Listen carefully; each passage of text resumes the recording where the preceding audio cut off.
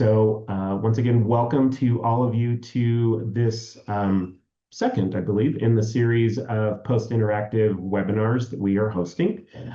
Today's topic is Safe Communities, Advocacy Responses to Local Law Enforcement Policies. I am Anthony Salas. I'm the Events Director with Welcoming America. And before we officially kick off with the content, I want to go over just a few items with you. Housekeeping items, we are recording this session, and everyone that has registered will receive a link to the full recording, probably either later this week, although we're on Thursday, or early next week, but you will receive that. We actually have a landing page on our website where all of the webinars in this series will be kept, but we'll follow up with that, as well as any resources that are shared during the presentation. So you'll get access to everything. If you are utilizing an AI bot, it will be removed because we are providing the recording to everyone. So just a heads up on that. And then if you have any technical questions, if there's any issues you're experiencing with the platform, I do ask that you use the chat area to enter that, and I'll be keeping an eye and monitoring and responding there. If you've got content-related questions, and I hope you do, for the presentation, I do invite you to go to the Q&A feature and enter your questions there. We have a lot of information that will be shared with you throughout this time, and we'll just keep those questions in the queue, and we'll be addressing all the questions at the end of the presentation. So for any of you who are joining us today who are not familiar with Welcoming America, I do just want to spend a quick moment and talk a little bit about our organization. We are a national nonprofit, and our mission, our goal, our what we try to accomplish each and every day is to lead a movement of inclusive communities where everyone is working together to really ensure that members of their communities feel like they belong, that they are valued, and that they're contributing to those communities. We do have a membership network. Currently, there are close to 300 members as part of that network, made up of nonprofits and government organizations, again, from across the country. And as a member, they get a variety of benefits. So things like strategy planning, coaching, access to specific exclusive member-only events, and then also access to specific programs related to things like communities of practice and other very targeted areas of resources. So if you are not familiar with the organization, I do invite you to go to welcomingamerica.org. On the network tab, you can read more about membership there and let us know if you are interested in membership. So that is all from me at this point. So now it is my pleasure to introduce our speaker for today's presentation, Christine Sauvé. She is the Policy, Engagement, and Communications Manager with the Michigan Immigrant Rights Center. And if you attended our interactive back in May, hopefully you were able to catch Christine's session. But if not, we are here today, and she's going to be providing some information that was part of that session, but also kind of giving some updated information. So very excited to have her join us. She's got a lot going on and appreciate her time. And with that, I'm going to stop my screen sharing so Christine can begin. Welcome, everyone. Thank you so much, Anthony.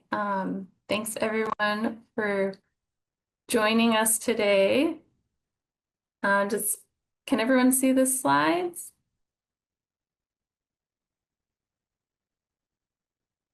All right. Well, so thanks for joining our discussion today about advocacy responses to local law enforcement policies and practices. As Anthony said, I'm Christine Sauvé. I lead policy, engagement, and communications work for the Michigan Immigrant Rights Center. I'll tell you a little bit about MERC. So we are a legal resource center for low-income immigrants across Michigan. We primarily provide immigration legal services, but we also do systemic advocacy, some impact litigation. We provide a lot of community education, and we have a very small but dedicated team focused on policy and advocacy. I will note that we don't have any organizers on our staff, so some of the work we'll talk about today we do in partnership with organizations that do. So we serve a variety of different populations, including unaccompanied children, victims of crime, individuals applying for naturalization or asylum, farm workers, and people in detention or facing deportation.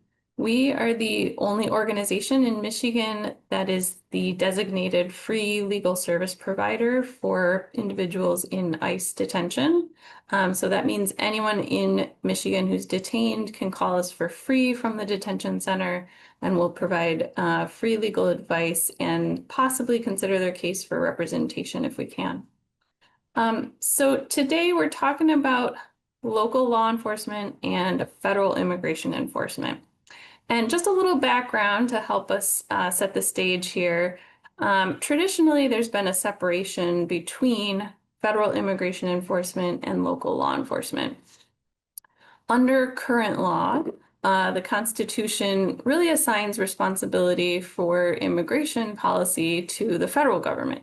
And federal immigration law preempts or trumps state attempts to enact their own distinct immigration policies.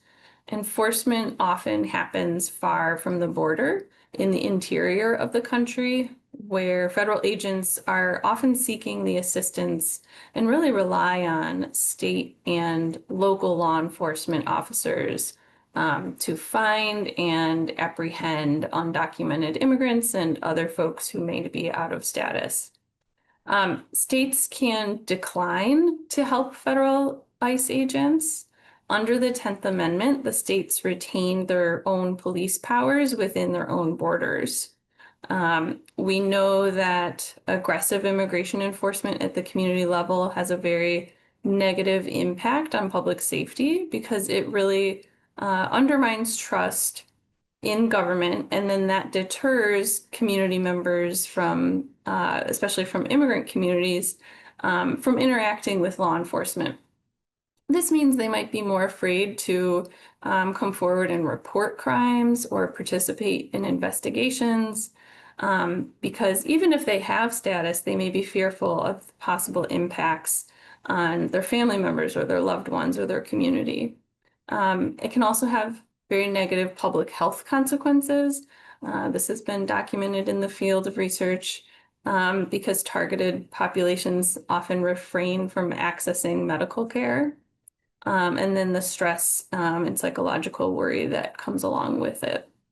The Major Cities Chiefs Association does not support routine civil immigration enforcement by local police officers. They note that it affects trust, it really presents a legal liability for jurisdictions, and it takes resources and detracts from community policing. So, what are then some of the best practices for local law enforcement agencies? And you'll see I might use that acronym LEA, that's short for local, that's short for law enforcement agency. So really the core tenets that have been in place for years really rely on, again, building trust, and many jurisdictions across this country have put a lot of time and effort into community policing so that the community feels safe reporting crimes. We at the Michigan Immigrant Rights Center, in partnership with ACLU of Michigan, put together a good overview and update about what laws have changed at the federal level, what are some of the impacts, and what hasn't changed, and then created a list of recommendations for local law enforcement agencies. So that includes things like not asking immigration status, accepting multiple forms of identification, not relying on Customs and Border Protection or ICE officers for the purposes of interpretation. Really, local law enforcement agencies, your police departments, your sheriffs, they should have their own language access to call on. That means they can use a telephonic interpretation line out in the field or hire officers who might be multilingual. We also point out that localities should not be prolonging traffic stops for the purpose of contacting immigration enforcement. We recommend using appearance tickets or giving citations as often as possible. And that's really a win-win for the officers as well as for the community. Giving citations or appearance tickets takes less time for the officer, so they don't have to take the individual down to the station or the police detention center. They can just issue the citation in the field and then go back to their patrol duties. So and for the community side, that is one less point of contact that they would have then with the local jail or police station. And then localities should not be prolonging detention on the basis of detainer requests. And they can local jurisdictions can develop their own policies with how they can support providing certifications for UNT visa applications. So there's some good policies that they can put in place to assist with that process and make sure it runs smoothly. And last but not least, agencies can refuse to enter into agreements with ICE, whether that be a 287G, which we'll talk about, or an intergovernmental service agreement, or providing extra bed space. None of those are mandatory. And again, because of that separation of powers, the federal government can't mandate it.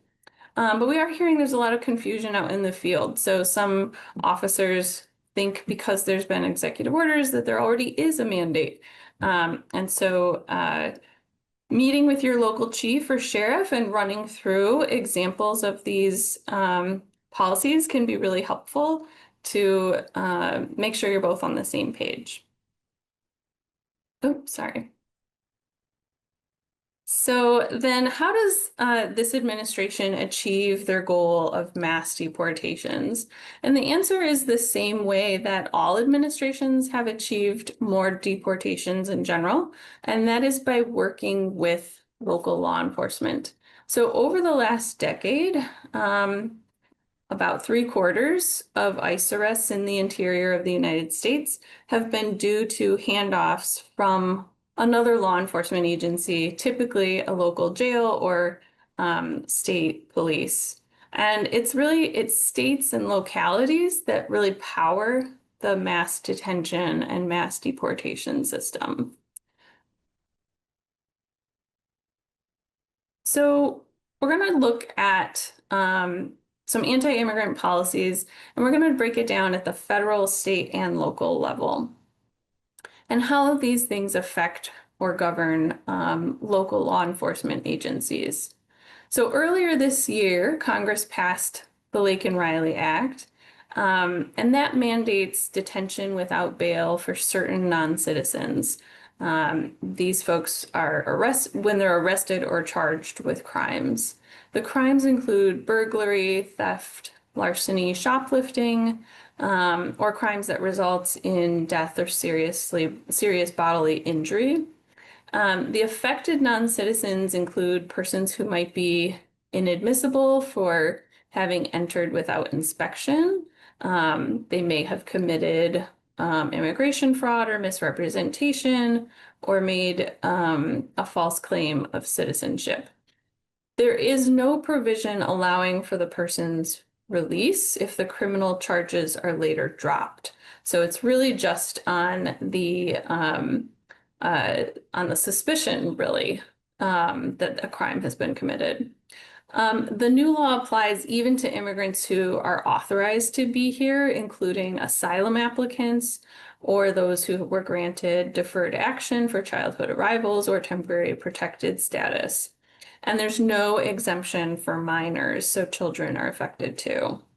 So one thing that we've tried to incorporate in that guidance I just showed was giving an update and explanation about the Lake and Riley Act so that law enforcement officers understand who it applies to. Because one thing we're seeing is that there's a misunderstanding, and they're applying it in an overly broad way to basically anyone who might be foreign born. So we're hoping that guidance can help local law enforcement agencies. The next thing that has happened at the federal level are the executive orders. So just a reminder that executive orders are not law and they may be found unconstitutional, but they of course do have influence. So again, like I said, some local law enforcement officers we've spoken to in the community mistakenly have believed that executive orders have mandated new policies that affect their work at the local level. Just to point out a few, so early on the first day of this administration, one executive order encouraged local and state law enforcement agencies to join 287G agreements with ICE. Again, this is not a mandate, but an encouragement. Then in April, there was a couple other executive orders that one directed federal agencies to publicly list state and local jurisdictions that limit cooperation with federal immigration enforcement, and then threatening withholding funds from those jurisdictions. There was another executive order directing federal agencies to expand support for state and local law enforcement by increasing training, providing surplus military equipment, and some additional measures. And then in response, there have been several court rulings that actually block administration efforts to deny those federal funds for so-called sanctuary jurisdictions. So in April, there was a ruling that blocked the enforcement of that executive order aimed at denying funds to non-cooperative jurisdictions. There was recently a blocked effort tied to transportation funding, and so we'll probably continue to see more of these measures battled in the courts. I won't go through it all, but there was also a large amount of proposed legislation in Congress that would further criminalize immigrants and require certain actions by local law enforcement agencies. Many of those have been proposed, but due to the recent government shutdown and other factors, none of those have moved forward. So we'll be watching those and letting the community know how folks can contact their members of Congress to push back on some of those proposals.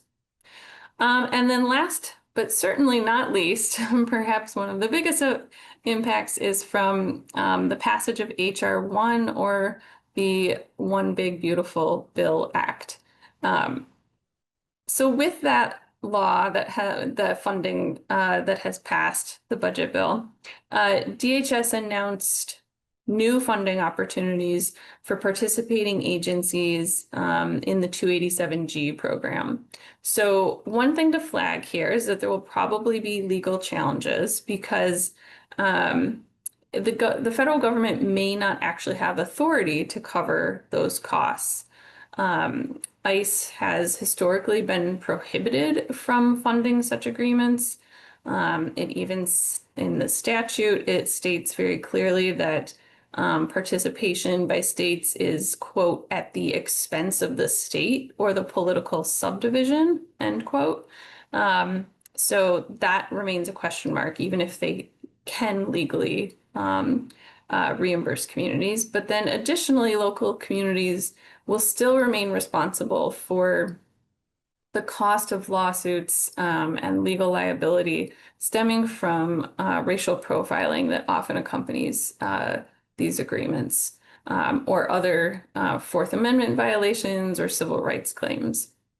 And then there's also funding specifically to support, again, still in HR 1, to support state and local enforcement of federal immigration law. So there's two separate funds totaling about 13.5 billion for reimbursement for a variety of activities, things that could include, border wall construction or state-run sites like we've seen with the creation of Alligator Alcatraz, for example. Of course, all of these measures really undermine civil rights and put lives at risk, so we'll be watching those. Sorry, my slides are a little slippery here. Still in the federal policy category here, we have seen the largest area of funding in HR 1 is really dedicated to a massive expansion of the detention system and increased immigration enforcement. So we've now seen many examples of the lawless enforcement operations in several cities and states. And often these involve the direct cooperation of state and local law enforcement officers. So, for example, the ICE operation in Washington, D.C. relied heavily on the participation of the Metropolitan Police Department. So, ICE would ride along or follow along with local police officers. Once local police make contact with an individual, usually around a traffic stop, then ICE would proceed to take it from there. Recently in Indiana, where state police do have a 287G agreement, they just collaborated on an operation targeting truck drivers. Earlier this year was the massive Florida law enforcement operation tidal wave, and you saw everyone involved from game wardens to campus police, and that involved many agencies. And similarly in the Memphis so-called Safe Task Force operation, many U.S. citizens have been stopped by Memphis police. And I thought this quote from this individual who was stopped was pretty telling. So as with many of these measures targeting immigrants, U.S. citizens are also caught up in the melee. And unfortunately, this individual really felt targeted because of the color of their skin. So then we have then we have anti-immigrant policy at the state level. And so some state laws either restrict or require local law enforcement agencies to do immigration enforcement. On the one end of the spectrum, you have Oregon that prohibits state and local law enforcement from assisting federal authorities with immigration enforcement. Illinois legislation bars local jurisdictions from working in partnership with ICE to carry out deportation. And then on the other end of the spectrum, you have states like Texas and Florida, which mandate that local jurisdictions collaborate with federal ICE agents to identify and deport individuals. And then, of course, in between these extremes, you have a lot of states that have enacted more limited measures of protection or leave decisions about cooperation to local law enforcement authorities. Beyond simply complying with federal authorities, though, Texas has gone above that and has implemented its own state-level immigration laws, and that's a trend that, unfortunately, some other states are following. And so we'll really have to see how a lot of that ends up in the courts, because, again, it really goes against that traditional separation of powers. Looking still at the local level, so you have a lot of, so we went from state and now down to the local level with police and sheriffs. there's a lot of anti-immigrant local policies, as well as some policies that are meant to support the rights and protect the rights of immigrant residents. Some of these might be a little outdated in this map. I have a list of resources at the end where additional updates are being made, so you can check that. But cities and states like Texas that don't want to comply with federal enforcement efforts are ultimately restricted by state law, so it makes it challenging. While the 10th Amendment prevents the federal government from directly placing such demands on these jurisdictions, cities are creatures of the state, and states can dictate that municipalities cooperate in deportation efforts. There's again that trend I mentioned of state preemption of local initiatives. And so this is when state legislatures will override or restrict the authority of local governments in advance, limiting their ability to set their own policies tailored to their own local needs. Still looking at the local level,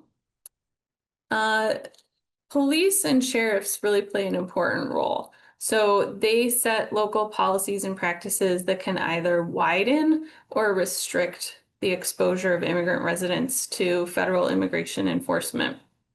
They play a big role in booking individuals in local jails, sharing information through databases and shared networks. They wield a lot, sheriffs especially wield a lot of power. They oversee the jails, they make arrests in unincorporated areas of a county that may not have their own police force. There's often a lot of shared use of sheriff's deputies and departments between communities. And sheriff departments make approximately 20% of all arrests in the country. Sheriffs regularly share booking info with ICE so that ICE gets information on every person coming into the jail. And that is where they often will consider honoring detainer requests. Because of changes that were made with secure communities, information is automatically shared to anyone who's booked into a jail through federal databases. So when their fingerprints are taken, and ICE maintains a virtual presence in jails across the country, regardless of the sheriff's approach to immigration, because of these databases and the connection between agencies. So when sheriffs actively cooperate with ICE, it can really increase the agency's reach potential. Earlier this year, the Trump administration also put at least 500,000 immigration cases into the National Crime Information Center, the NCIC. And that is what is used by local law enforcement when they stop someone and they run their information. So now it shows ICE warrants and ICE detainer requests. Again, these are for civil immigration violations, which are not the same as criminal warrants, which is what the NCIC is normally used for. So some jurisdictions know the difference and avoid the potential legal liability by providing robust training for their officers. Maryland, for example, has put out good guidance trying to break down what people might see in the NCIC and what it means when it is clearly a civil warrant and there's no criminal warrant. But a lot of jurisdictions don't pay that close attention, and they may be making arrests or contacting ICE when it's not warranted. And then there are official anti-immigrant policies on the books that some communities may have. For example, here in Michigan, Livingston County, this is even before the Trump administration took office, they announced that they would begin documenting all contacts with undocumented immigrants, regardless of the nature of the contact. And then they would provide periodic reports of these contacts to their Board of Commissioners. There are probably many more unofficial policies where sheriffs and police chiefs might be doing the same practice. Livingston County just took the step of making it public and discussing it with their board.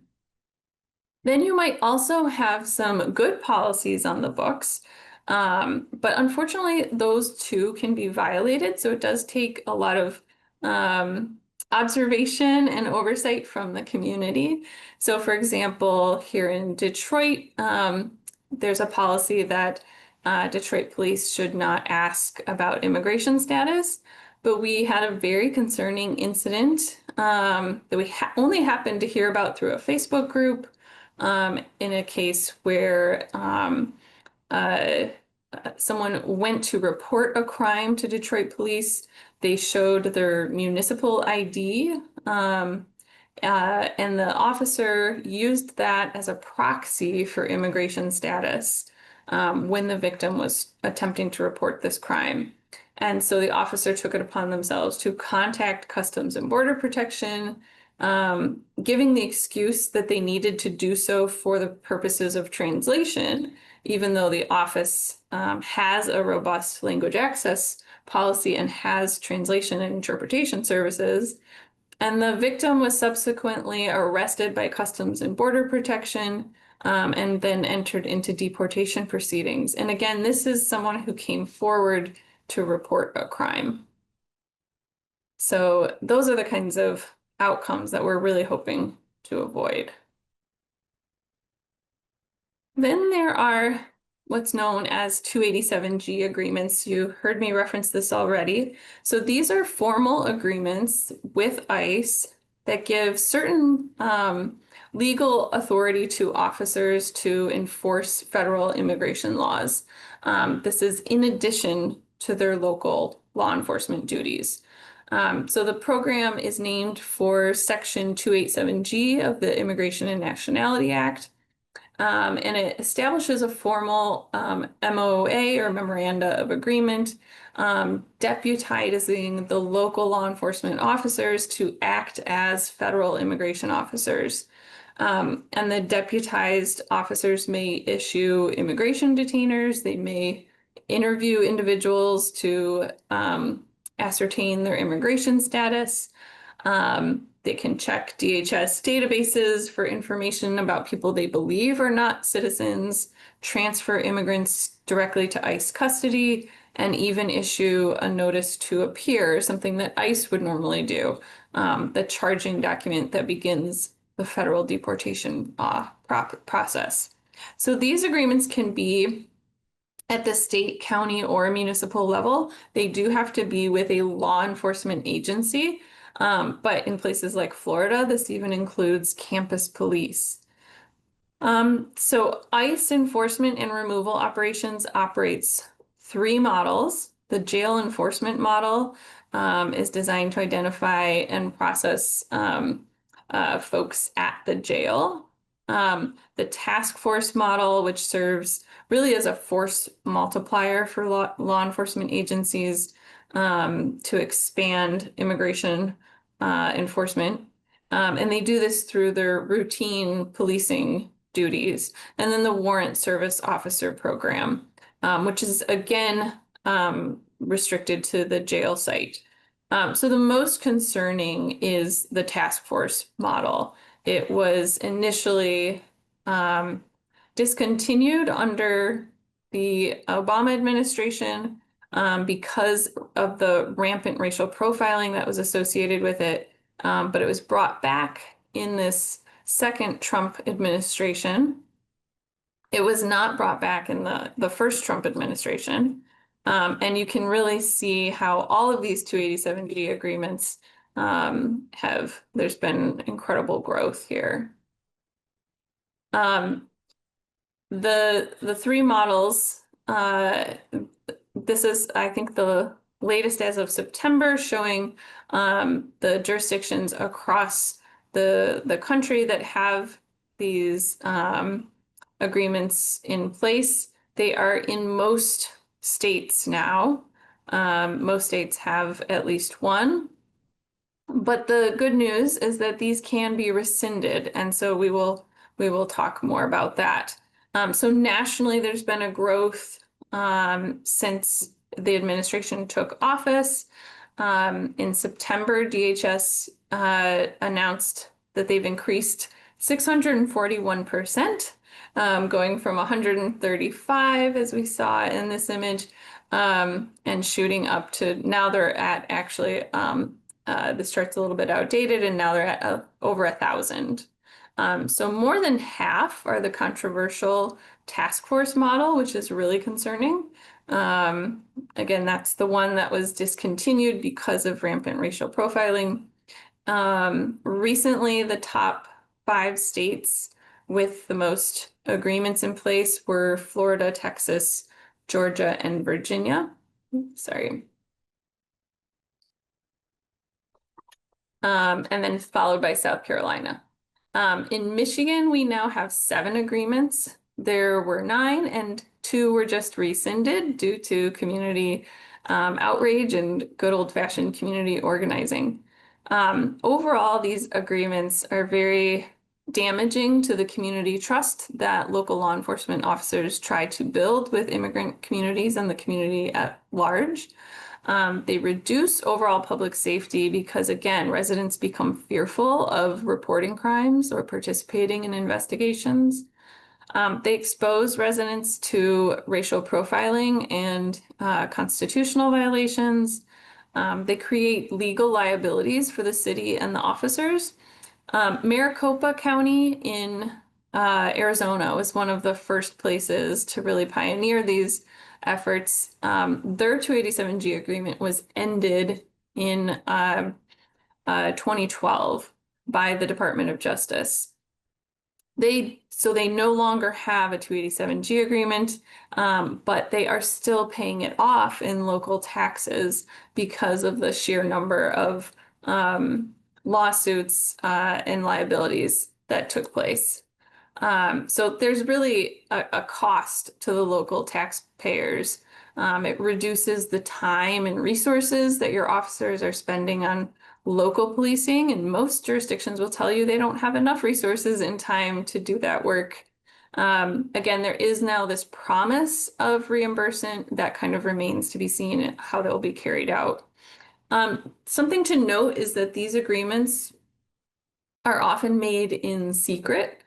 So they're often not discussed at city council or county commission meetings.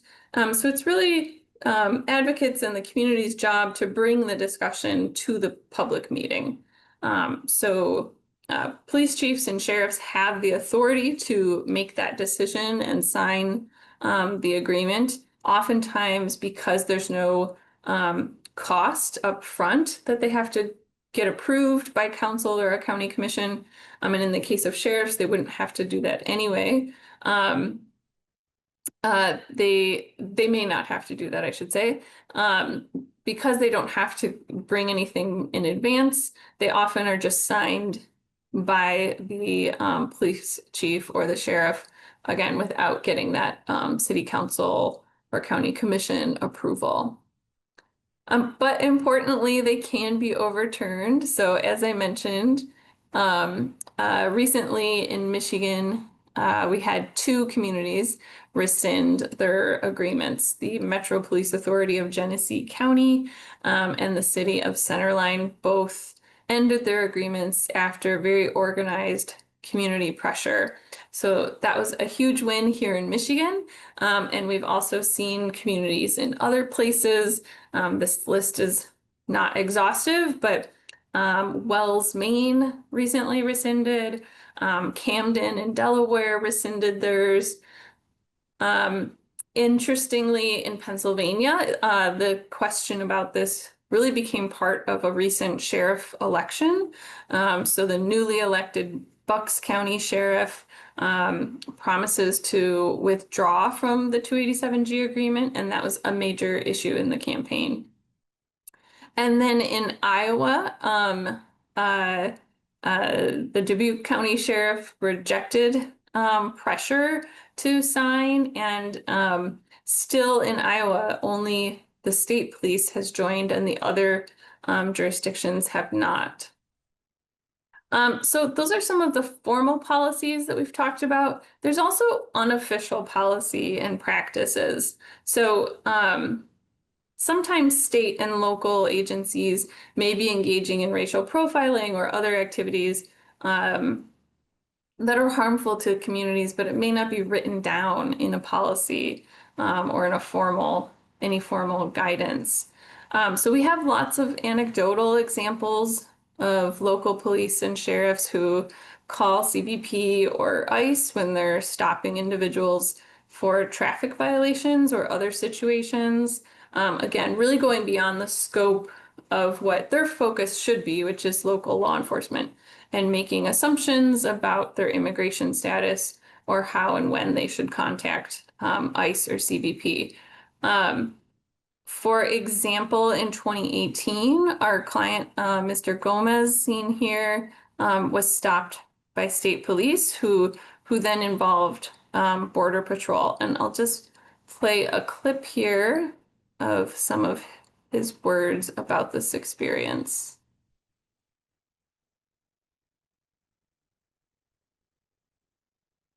Yo íbamos por He obviously saw that we were Mexican. por la He carretera. pulled us over. Y There was no había reason razón for para que us nos parara, to have solo been por pulled ver over el just color de because of nuestra the color piel. of our skin. Sí, Everything that todo lo que happened nos to pasó us was estuvo wrong. mal. We were Sí, nos being tenían targeted enemigas just because solamente we are por ser Hispanic. hispanos.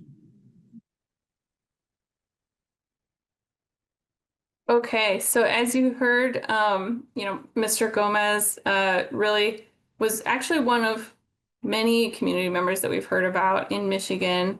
Our partners at the ACLU of Michigan put together a great report on Border Patrol activity in Michigan that showed how much state and local agencies are playing a role in beginning a traffic stop and then and this often targets communities of color, and then are contacting Border Patrol for reasons that don't seem justified. So in Michigan, almost half of arrests by Border Patrol began with those stops by state and local police. And where a state or local police agency was involved, people of Latin American origin made up 88% of those arrests by Border Patrol. This is really significant because in Michigan, people of Latin American origin only make up 16.8% of our state's foreign-born population. So something seems a little out of whack there. And at the same time, Michigan State Police were responsible for initiating more contact with Border Patrol than any of the other police agencies. And most of those contacts resulted in people being detained. And then they also gave some great data about specific local law enforcement agencies that had the highest number of contacts. And the top reason cited for why local law enforcement police or sheriffs were contacting Border Patrol was because they needed translation assistance. Again, sometimes in cases where the individuals spoke English fluently and it wasn't necessary. And again, a reminder that local law enforcement agencies should have their own language access services so that they're not relying on Border Patrol. So all of this seems pretty daunting and pretty heavy, but it's not all doom and gloom, I'll say. There are things that we can do. So you can track these developments, alert the community, and take action. You can help educate local partners and help educate the media.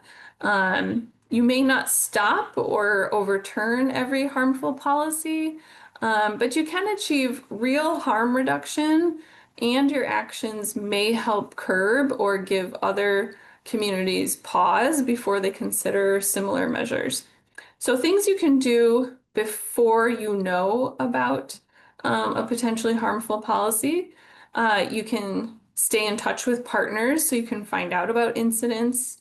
And just a reminder to, always respect privacy when individuals who are affected, they might not be comfortable sharing their story publicly, but trying to figure out ways to bring their cases to light without harming the family.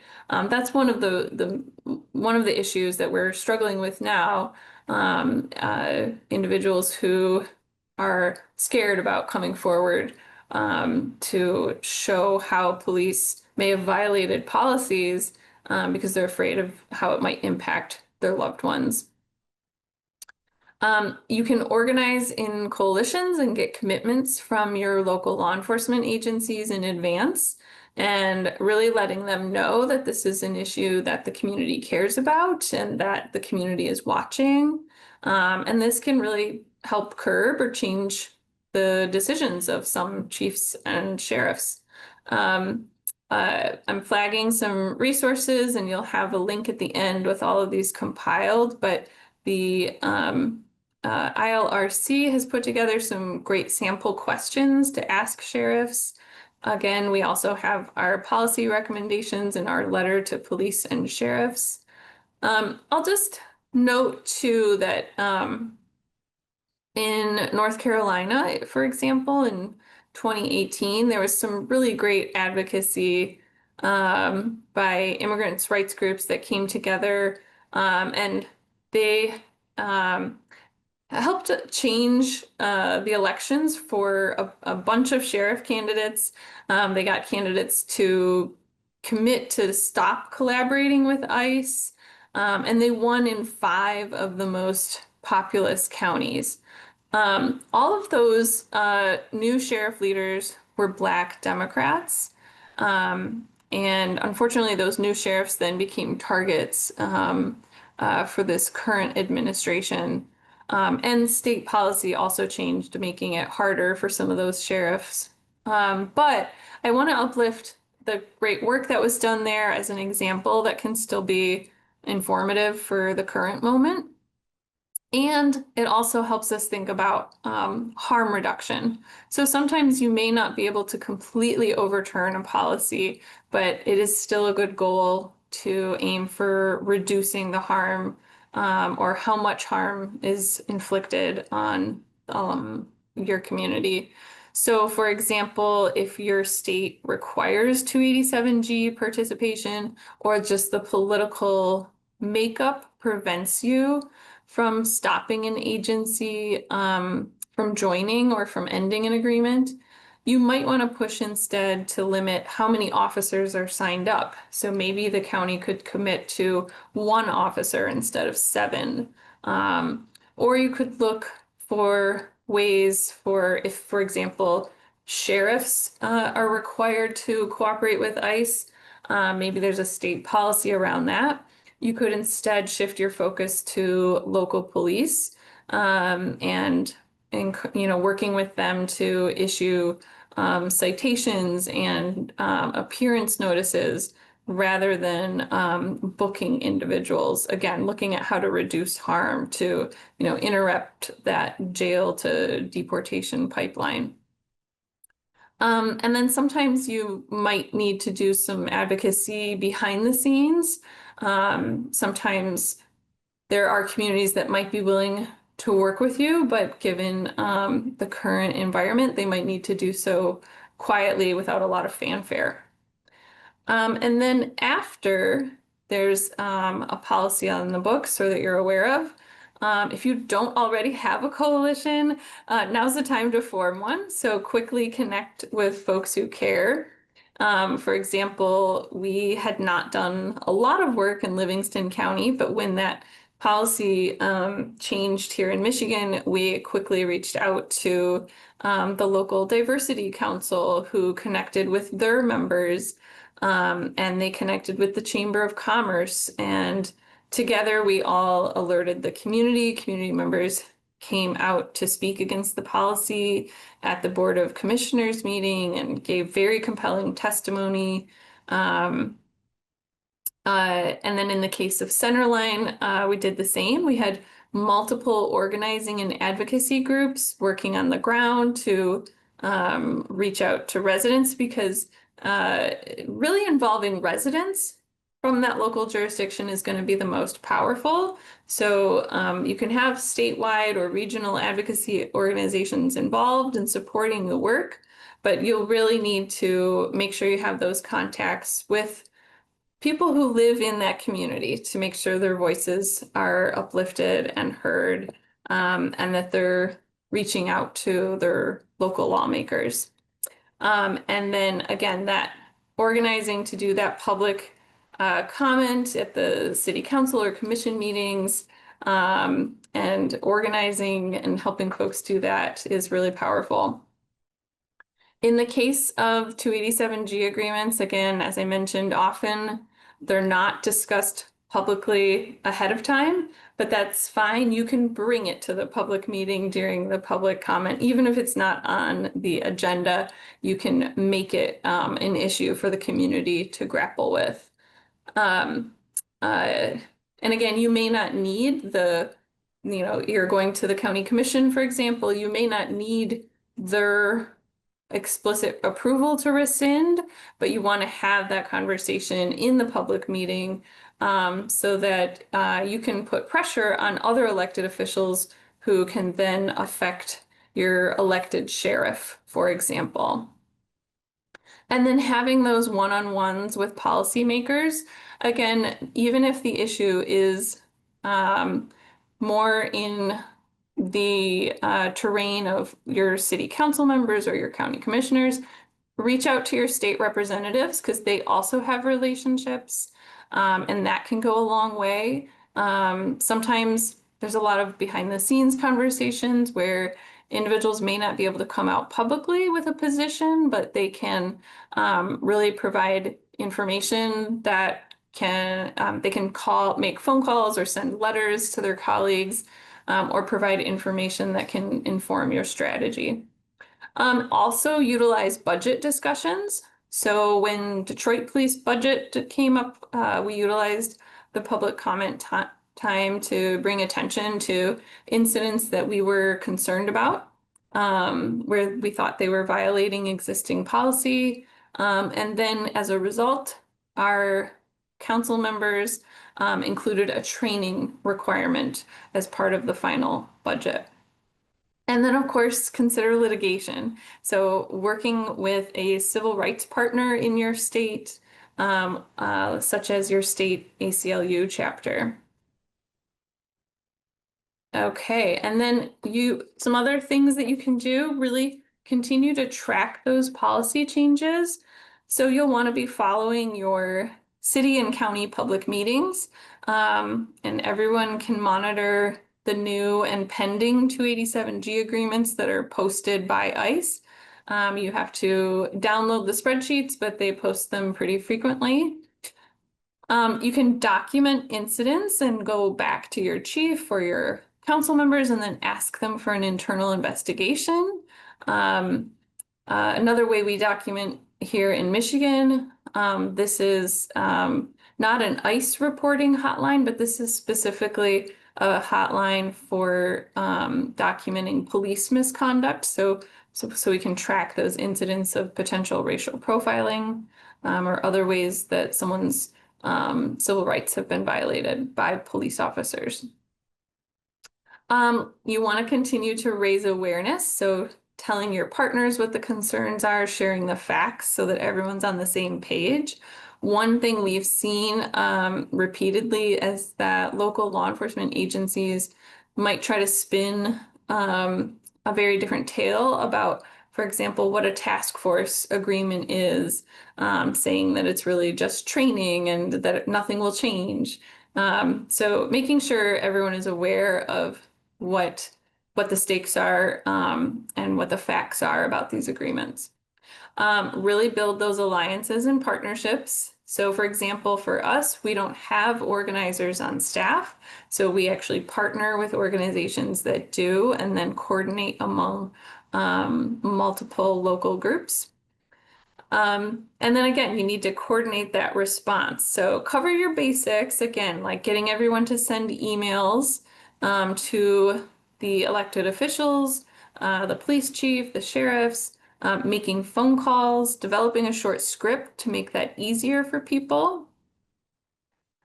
Turning folks out to the public meetings, those comment times are very powerful. Actually, if anyone needs an uplifting moment, I recommend the recent public comment from the city of Centerline that really pushed the community to finally overturn their agreement.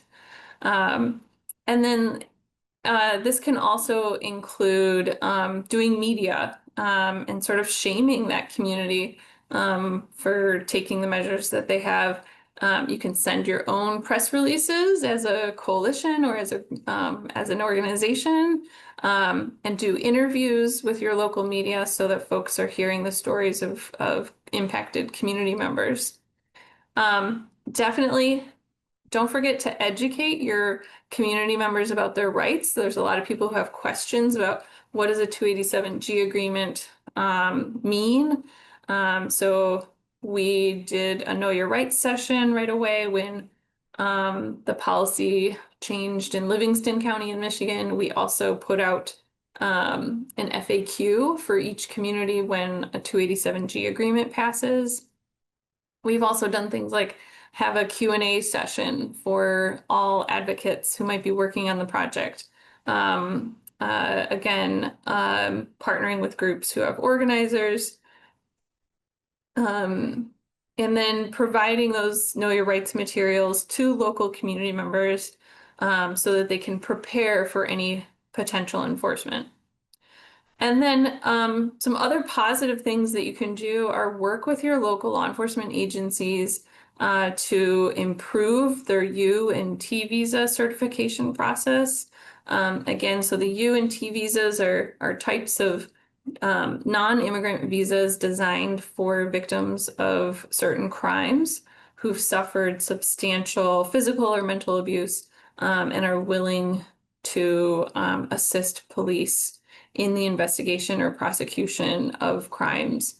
To qualify for the visa, they have to submit an application and they have to obtain certification from a law enforcement agency confirming their helpfulness to an investigation or prosecution. And, you know, by providing that pathway for folks to come forward to report crimes without, you know, fear of reprisal or deportation, it really encourages people, more victims, to report crimes. We noticed in our community a number of fellow agencies we got to talking, and no one's requests for certification were being processed by our local Detroit Police Department. This was going on for several years. So we followed up, met with the police chief and his team, explained the issue, and we asked for the policy to be posted on the website and for some real improvements so that people submitting requests for certification would get a response and in a timely manner. And I'm actually happy to report that things are going much better now. And people are getting those responses and are very grateful for those changes. So there are some wins that you can achieve still. And then last but not least, I wanted to mention it's great to partner with research institutions to help document what's going on and the impacts.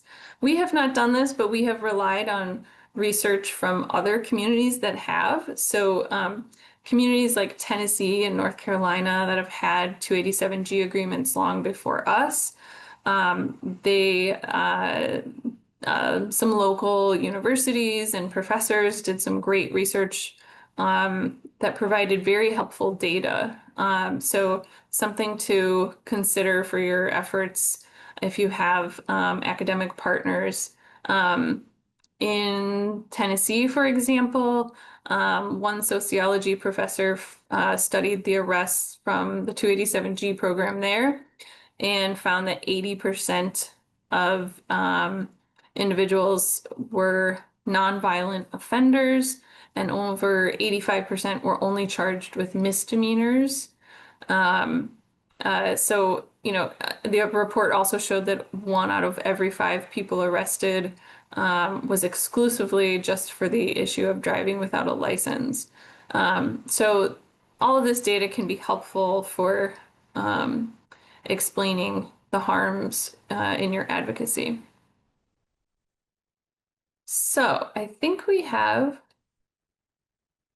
time here. Before we move to Q&A, I'd like to see if we can and I might need help from Anthony actually to read out any comments that might come up in the chat, but I'd like to together review some scenarios on the next slides and consider some potential steps that your community could think about for your response if some of these scenarios were to take place there. So I encourage everyone to think about who would you call, who would you collaborate with, thinking about advocacy groups, your faith-based partners, chambers of commerce. How might you utilize the media in these cases? So could you have a press conference or send a press release or call individual reporters to get them following the story?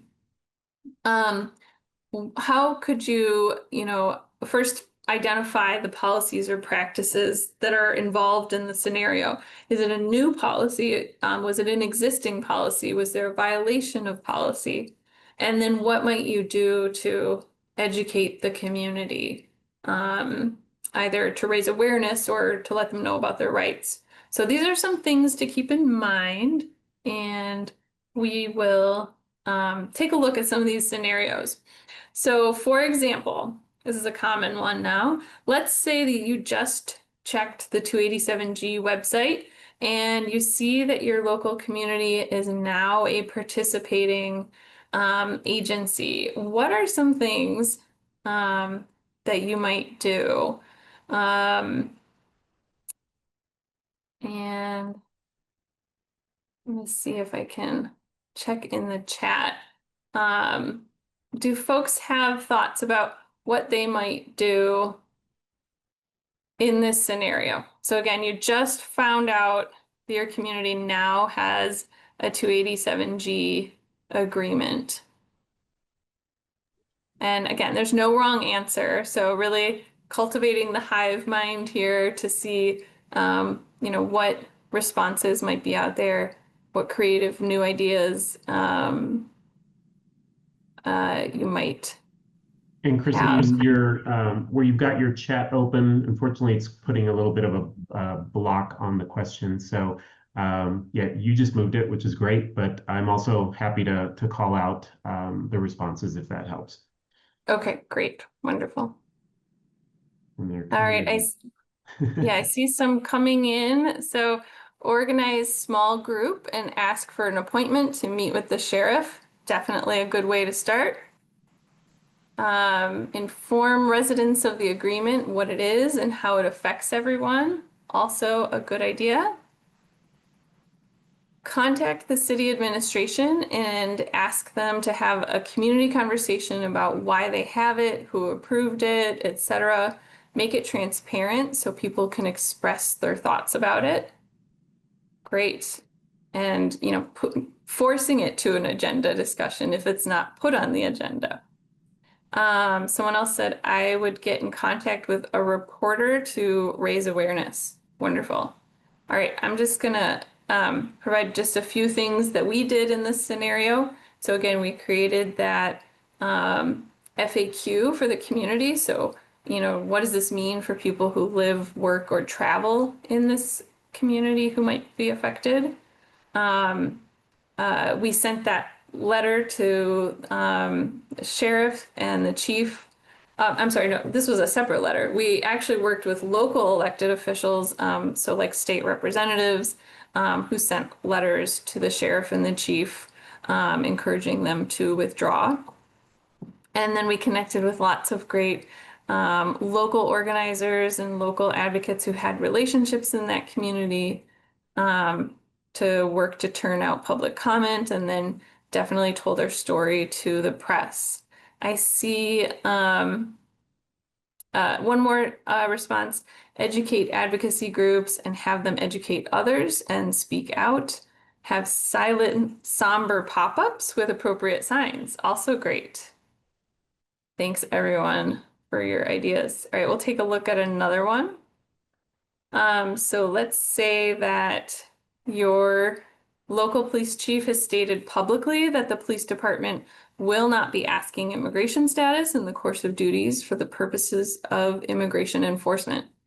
But a community member tells you that a group of immigrant residents were involved in a traffic stop by local police. They say that the officer asked the passengers if they were, quote, legal, and then ICE showed up and they were all transferred to ICE custody. So you have what's supposed to be a good policy on the books, but something might be happening here in violation of that policy. Anthony, maybe you can help. Seems like my chat box is blocking. Yeah, Maybe no you could problem. help read out some responses as they come in on this one. You got it. No worries.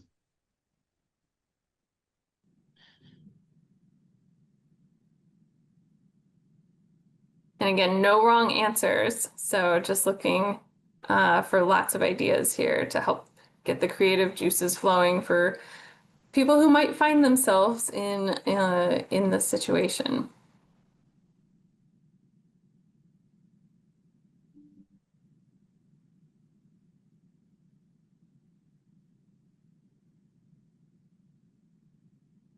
Okay, not seeing new Here we comments go. coming.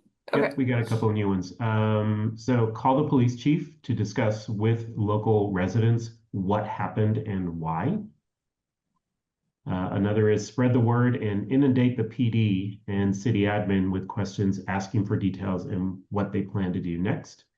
And take a group to ask questions. Request policy request policy retraining among the officers. Great. Those are all good suggestions. Yes, there's a policy at play here, so we need to reinforce that training, make sure everyone's getting it. Just a few other things that we did in this case. We involved a specific city council member who actually had a police background to help with an inquiry. So doing a formal inquiry, a formal memo in city council that our police department then had to respond to. And requested an investigation into the incident as well as, again, uplifting that training again. So thanks everyone for your ideas. All right, another one here. A local community member has alerted you to an incident where a resident was involved in a traffic stop and the officer called CBP to translate. Then the resident was then taken into again, CBP, Customs and Border Protection, or Border Patrol. They run Border Patrol. They were taken into CBP custody.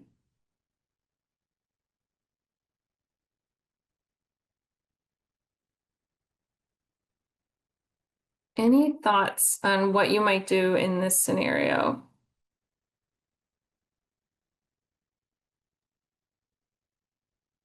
And I'm watching the chat and we'll call those out for you.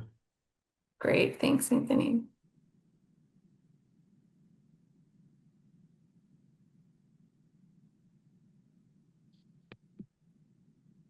Give folks a moment to think about it. Here we go. Is one chat moves quickly. Ask police who they use for translators. Provide local willing list. So of individuals who are willing to do that.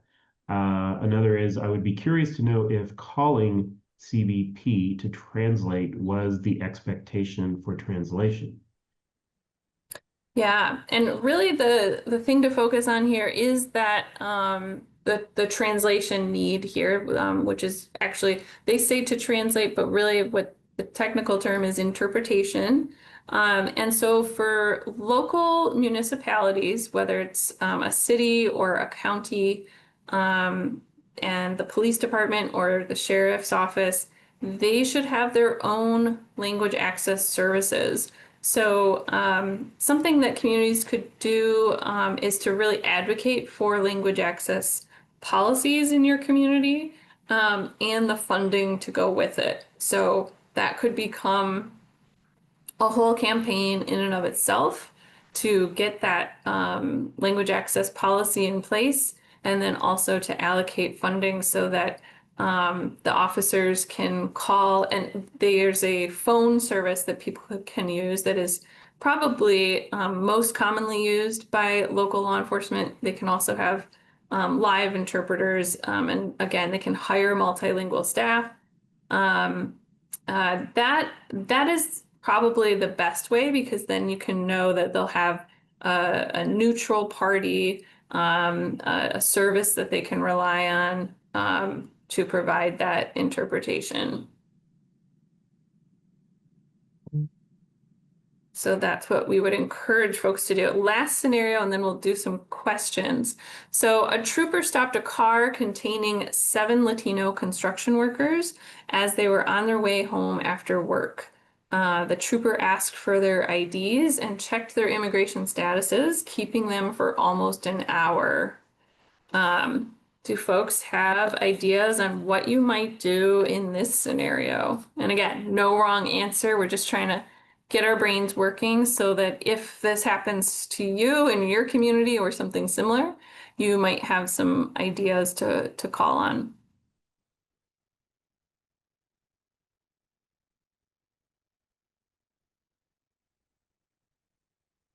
And this is actually a real scenario, so I will share in a moment what this community did. But want to see if anyone has ideas first. We got one response here. They might have to do that if their locality has an agreement with CBP, is kind of a question. Yeah, it depends on what policy they might have there. But it definitely, the information we have in this scenario doesn't describe a reason for stopping the car.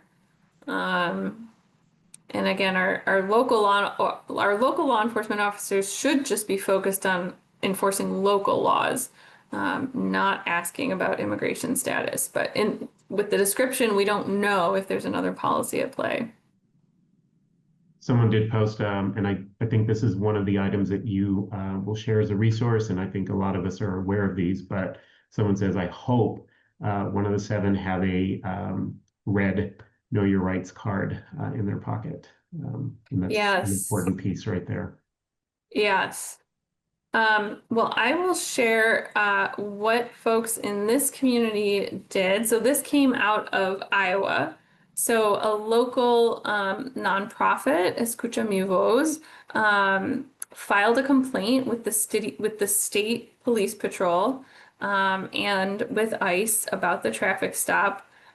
This was under a 287G agreement that the state police had. But even still, they felt that there were some serious concerns here. So they hosted a protest at the state patrol office. They hand delivered the complaint. They prepared a petition with 800 people who signed it, which is pretty powerful, asking the patrol to end their agreement. They turned out construction workers and local faith leaders to speak at a Board of Supervisors meeting. They also spoke in support of that sheriff in Iowa who had refused to join the 287G agreement. And they called on other leaders to reject collaboration with federal immigration enforcement.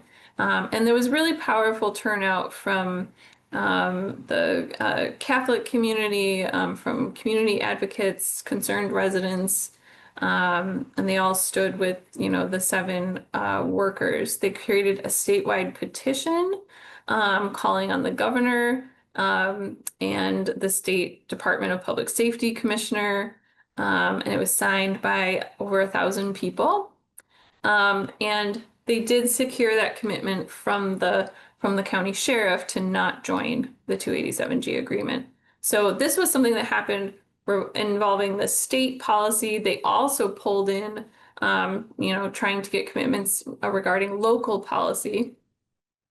The good news is that no other, as far as I've heard to this date, no other local counties have signed on. The state policy is still in effect, unfortunately, but showing that community pushback, I think, was really powerful. So thank you, everyone, for all of your ideas. Hopefully that got your juices flowing for what you could do in some of these scenarios. So just some pictures from some of the places we've talked about. In the bottom left there is the packed community room for the city of Centerline, where the 287G agreement was ultimately overturned. And then you have photos from Iowa from the scenario that we just talked about. So lastly here, I'll pause for a second so you could grab this link from this QR code, a lot of resources about local law enforcement, 287G. So if you want to do more reading and some helpful policy recommendations, all available at the document, linked from the document from this QR code. And we can come back to that as needed. Our last slide here just has my contact information and some other resources from Merck. And with that, I will pause so we can take some time for questions. Great, thanks so much, Christine. You, as usual, amazing, and thank you so much. We had some people already comment in there how much they appreciate all that you've shared today, so thank you. Really quickly too, in terms of that QR code, we will be sharing that, as I mentioned at the start, with the recording. But I also just put in the chat, if you're unable to grab the QR code, I put the link to the document that the QR code goes to, so you're able to access it there. But again, we'll include this as part of the follow-up as well. Thanks. So let's see, we have some questions here. So the first one, this person starts by saying, appreciated the discussion of official versus unofficial policies. So the question is, in situations where there is a commitment from local departments not to collaborate with ICE, and it happens anyway, so very similar to kind of your scenarios here, what are some ways that community members can still advocate? And are there legal pathways being built currently to encourage that accountability? Yeah, so good questions. And it all really depends on your community. So some things to look for. You might have, again, you might have some policies on the books. And so if that's the case, then in your follow-up, you really want to be asking whether it's an elected official, like a city council member or a county commissioner, or if it's a state police agency, following up with your a state elected official to have them submit a formal memo or request a formal investigation. If you can meet with the chief or the sheriff, you can make that request directly to them. What is most helpful is documenting the incident as much as you can. And you will need to, get approval from the affected individuals that it's okay to share their information as needed. Sometimes what happens is the chief might be willing to do the investigation, but they will need to know like the exact date and time and the exact location, what the cross streets were, so they can find it in their body cam footage and in their records. Sometimes they will be willing to work with you if it's a friendly municipality to not share the individual's information publicly when they're doing this internal investigation.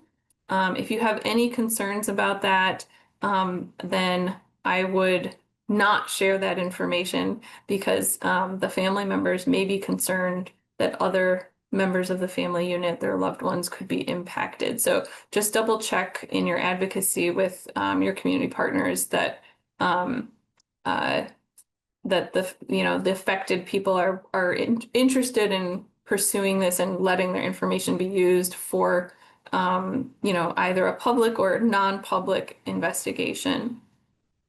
If you don't have an official policy on the books that you're, trying to do an investigation, again, utilizing official mechanisms like memos, or a formal request for a meeting where you make that request. Um, if you don't have those formal policies, work with your community partners to document the incidents as best as you can. And you can describe those incidents. Again, you can do it without sharing personal information or identifying details about the families involved. And you can, if you don't have a way to, if you can't get a meeting, it's a non-friendly uh, jurisdiction, and you can't get a meeting with the sheriff or the chief, and you don't have the support of your local electeds, what I would recommend is documenting those incidents, removing the identifying details. So you're talking about a local community member who was stopped, giving some of the broad strokes of the incident without giving away their identity, especially unless they are comfortable with it, but assuming they're not. And you could still talk about it at city council meetings or county commission meetings in the public comment section, to start that conversation and to see if you can make headway there. Then you can, the sky's the limit really with your organizing strategy. So definitely work with your partners to think through like what might be most beneficial. But you could do a sign-on letter and always think through who does your target listen to, or whose opinion do they care about? So in some communities, it might be business leaders that you really want to see if they'll sign on, or your Chamber of Commerce members. Sometimes they'll do that publicly and sometimes they'll do it quietly behind the scenes, but either way it can be powerful in persuading the person or persons that you need to persuade. Those are some ways of going about it.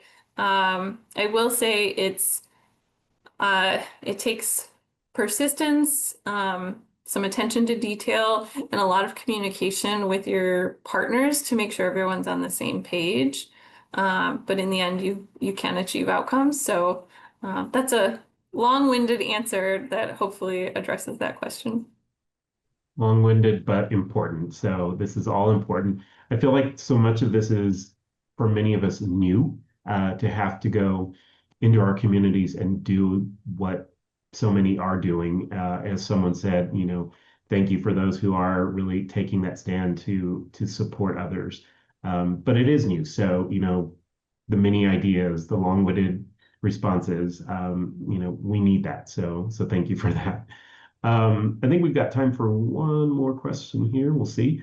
But this one, you talked a little bit about, what we can do and things of that sort. But this one really, I guess, concentrates on, well, the question being, how can we prepare community members?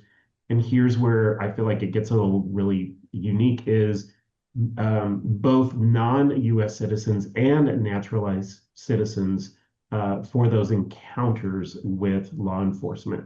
Because I feel like, it's a great question because there's an added fear for those individuals. So, how can we get out into the community to help those? Yeah, so we have some Know Your Rights materials that I would say first, everyone should brush up, whether it's your local immigrant rights organization might have, specific to your state or community materials. We have a set that has specific information for Michigan. Definitely have everyone in your community familiar with the information there. And our Know Your Rights guidance is really geared for encounters with all law enforcement, whether it's local police or immigration enforcement. So definitely brushing up on some of those core concepts and preparation.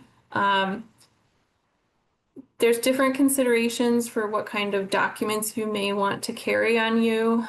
Some people, have different risk factors to think about. Some people may or may not want to carry originals. That can get kind of specific depending on your situation. But one broad point to consider is what type of documentation you might want to carry on your person. In addition to the general know your rights guidance. And then, depending on your community, you may want to think about how to safely alert others. There's, really creative efforts going on right now. Many people have heard about the whistle brigades. Also keeping in mind, being in touch with those who are most affected and listening to what their preferences are. Some communities don't want to draw more attention because they do fear that it will bring more immigration enforcement to their community. Some communities are like, we already have a lot of immigration enforcement, so we're willing to be a little bit more vocal to ensure the rights of our residents are protected. So, definitely listen to the folks in the community to see what the temperature is and what folks are comfortable with. But there's also some good guidance out there. I didn't include it in our links, but for individuals who might be considering attending a protest, whether you're a citizen or a non-citizen, there's some good guidance out there. I can look for that and add it to our QR code document so folks have that.